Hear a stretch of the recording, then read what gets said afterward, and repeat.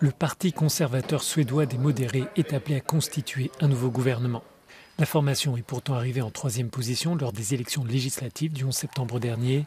Son dirigeant Ulf Kristersson va très probablement chercher à former une coalition avec les libéraux et les chrétiens démocrates. La question se pose en revanche sur le rôle que jouera l'extrême droite. Les démocrates de Suède, 2e dans les urnes, sont considérés comme les vainqueurs du scrutin.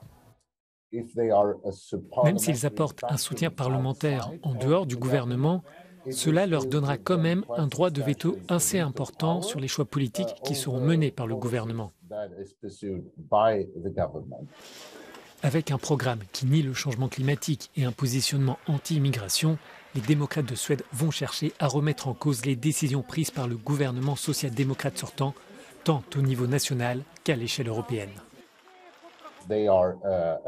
C'est un parti eurosceptique, ce qui signifie qu'ils sont réticents à ce que d'autres questions fassent partie du processus décisionnel européen lorsqu'elles sont considérées comme mieux traitées au niveau national.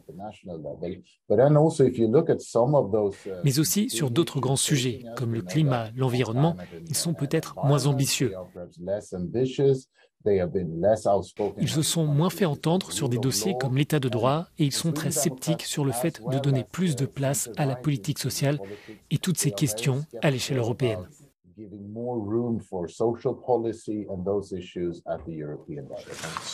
Un point en revanche fait consensus dans l'ensemble du paysage politique suédois, l'adhésion à l'OTAN et l'alignement avec l'Union européenne à propos de la Russie et de la guerre en Ukraine. Stockholm occupera d'ailleurs à partir du 1er janvier la présidence semestrielle de l'Union. À cette date, l'Italie aura peut-être à son tour basculé vers l'extrême droite.